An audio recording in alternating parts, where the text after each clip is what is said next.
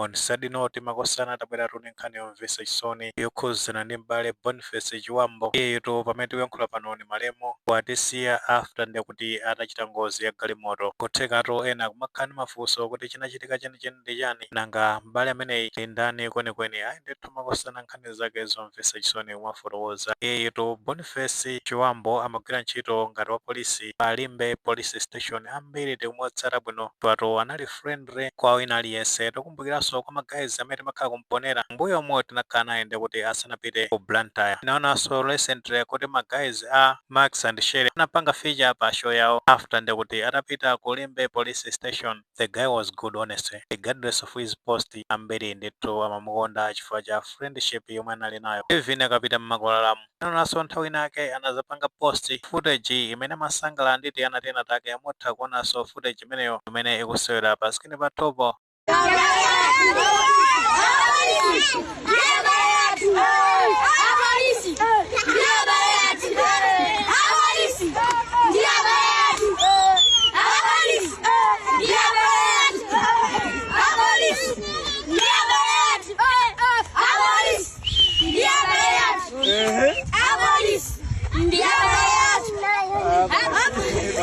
Anali ndithu friendly, aliyense amamukonda kwambiri makamakasotiyana potengeranso ndi intellectual humility yomwe anali nayo. Awo chimene chinachitika ndichonena kuti leroli anali pa galimoto yake yomwe titha kuona chithunzi chake chikusewera pa skini pa topo. Galimoto imeneyo ndikuti no ndi mmene anachita nayo ngozi mpaka nanoyo panga claim moyo wake. Ndiye munthu ameneyo amachokerano chaku St Columbus Church side amalowera mtunda wa ukwacha. Ndiye atafika pa Sochi Juvenile Court kapena kuti pa khoti la Napaja pa Sochi pamenepo anakanika opanga negotiate galimotoyo kapena kuti anakanika opanga control zomweno zinapangisa zonena kuti galimoto imeneyo ikaombe polo imeneno linali kumbali kwa msewu. Tragically ndekuti anatisiya malo omwe wa ngoziyo chifukwa cha impact ya ngozi imeneyo zosakhala bwino zosakomatu makosana kumafotokoza nkhani ngati zimenezi. Andi amakhala kuphunzira school yake pa Exploit University mu December chaka chimene cha 2026 bwezi tikuti akumaliza china chonse akuthana nazo and then moyo kumapita mwanjira yotere mwachidule ngati motero zosakhala bwino pa nsewupa. Of course Leo Chintembo amene amayankhulira polisi anasimikiza za imfa ya Boniface Chiwambo ndipo adandaula kuti polisi ndi odandaula komanso yokhuzidwa kwambiri ndi imfato ya zizizi ya Boniface Chiwambo kuchokeratu ku polisi ya Limbe. Iyetu watisiya ali ochichepere ndithu chifukwa watisiya ali ndi zaka 28 zosayenda. Tingoti mzimu wa malemo Boniface Chiwambo uwuse mumtendere. Pepese kwambiri akubanja patu choluza mwana wanu brother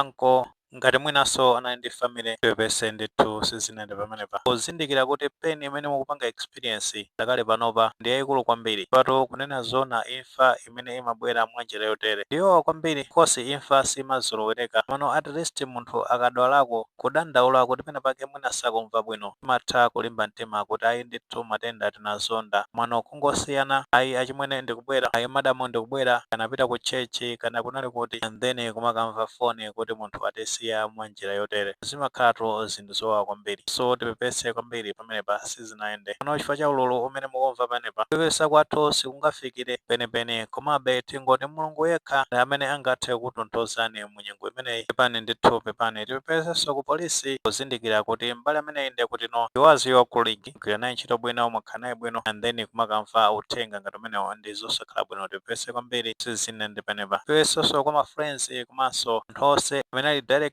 connected pa malemo Boniface Chiwambo tikuti tupepani chifukwa cha imfa imeneyi. Landirani ndithu kupepesa kuchokera ku timu ya Fox Malawi News 18. Pepani ndithu pepani. Anyways makosana chimene timafuna kumbwekapo ndi mangandi chonena kuti tikakhala zona kuti tili pa nsewu tiyentike attention pa zimene zikuchitika pa nsewupo fatu every simple mistake it can cost moyo wathu. So nthawi zina zimapeza zoti tili absent mind pano tili pa nsewu ndi pa nsewu ndipovuta kwambiri. Mafunika ndithu tizikhala proactive tizipanga follow ma guidelines paja ku chigawo chakumwera kwa Africa lika guide manyo likabuka cha kamene ndika guiding manyo kamene kamaziwika zonena kuti K53 ikhala ndi nthawi kuwerenga kutsatira bwinobwino kabuka kamene kaja kamathandizira kwambiri kutsatira ma instructions okhuzana ndi pa nsewu umene tingayendere khale galimoto yathu kumene imafunikira paja kuchita cheki. Inaso ngozi zina zimatha kuchitika chifukwa cha vuto limene galimoto yathu ili nawo zimafunika ndithu kuti sanayende pa nsewu paja kuchita cheki bwinobwino kuli zinthu ngati seat belt